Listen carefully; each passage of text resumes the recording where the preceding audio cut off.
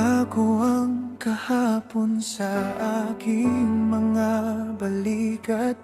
Bawat peklat ay bumubulong pa rin sa aking isipan.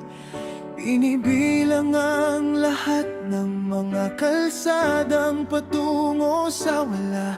Naghahat ng paraan upang may balik ang oras.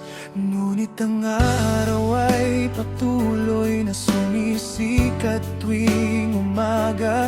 Parang sinasabi nito sa akin na magsimulang muli.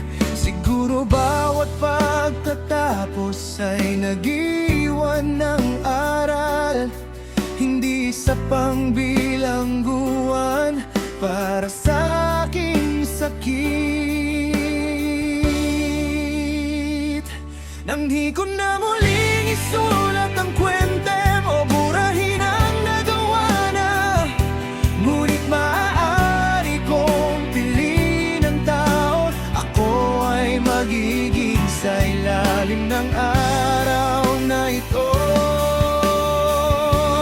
Hindi ako mabubuhay sa loob ng mga anino ng taong dating kilala ko. Ang bawat tibok ng puso ay pangalawang pagkakataon upang maging isang bagong tao. Ang kahapon ay maaaring mag-iwan ng mga bakas ng paa, ngunit hindi nito pag-aari ang aking kaluluwa. Patuloy akong lalakad patungo sa bukas, isang hakbang palapit sa aking layunin. Hindi ko mababago ang nakaraan sa aking likuran, ngunit ngayon ay aking bersikulo't bawat pagkakamali ay naging guro. Bawat luha ay naging isa pang binhi. Umulat sa lakas, hindi ko napansin. Nagiging kung sino ang dapat kong maging. Unti-unti, patuloy akong nagbabago.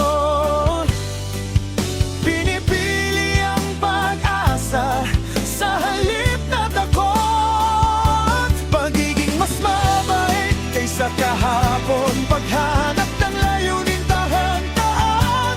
Ang nakaraan ay hindi kailanman nasayang. Ang mga tulong ito sa akin na matutong bumangon. Ang hinaharap ay nagsisimula sa sandali. Naniniwala ko ng bukas ang aking mga mata. Hindi ako mabubuhay